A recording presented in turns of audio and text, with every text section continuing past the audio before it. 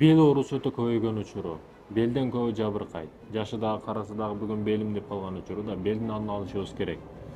Айылдагы балдар бар, көп жейт, көп көрүнүшү дагы чоң, 50 килограммдык унду ошо 15, 13, 14 жашында эле көтөрүп атат да.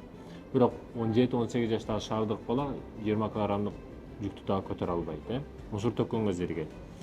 Айтайын дегеним белди эт кылышыбыз керек да. Өзгөчө эркек кишилер белди эт кылышыбыз керек. Биринчиден, сактап калуу үчүн, оорубаштык үчүн жөө басышыбыз керек. Кан айланууну жакшыртат, белге ашыкча күч келтирбейт. Бул жөө басыш. 10 000 кадам эрежесин жашоого киргизип алып өтө жеңилдейсиң чындыгында. Эртең менен бир 5 000 кадамдай басып кой, анан кечке чейин жүргөндөрүң 5 000 болот, 10 000 болуп калат да. Азыр биздики бүгүнкү азыр мына мен карайын.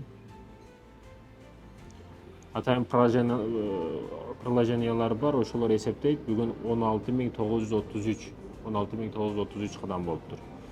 Айтайын дегеним, жөн эле эки жака басабыз, чуркайбыз, тренировка кылабыз, бардыгын эсептей турган ушундай пайдалуу нерселерди телефондо алып жүрүшүбүз керек да. Багы кереги жок TikTok сайттары кереги жок алар. Жеңил чуркоо, jogging деп коет го, булчуңдарды бекемдеп, салмакты көзөмөлдөйт. Жеңил чуркоо, көп катуу эмес. Узакка барайын десең жайдан башла дейт го. Чындыгында спортто да ошондой.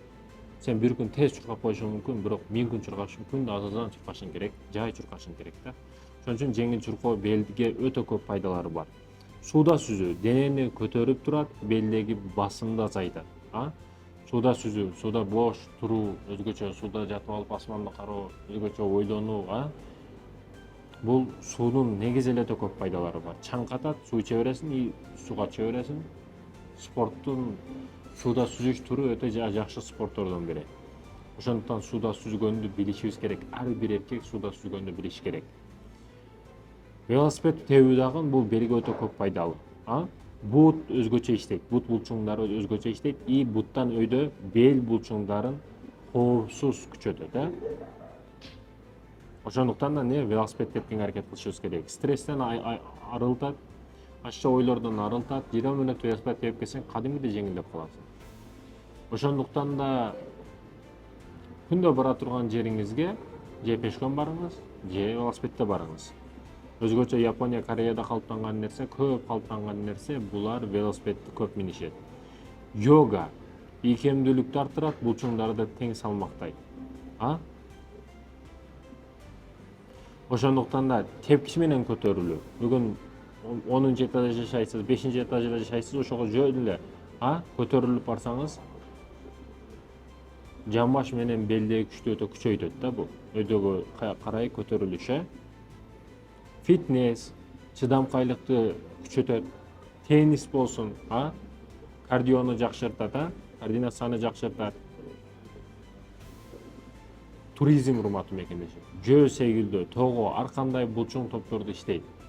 Тоого өзгөчө пешком басып чыгуу, мына көлтөргө бир жолу бирөөнү алып барганмын, ошондон кийин тоо болгон, азыр эч чыкпайт. Көлтөргө машинаны коюп коюп, тиягы 4 сааттай жүрөсүң да, жай бассаң, 4 саат жүрөсүң. Анан ал жер жогору болгондуктан, аба өтө таза болгондуктан көтөрө албай калат көп адамдар.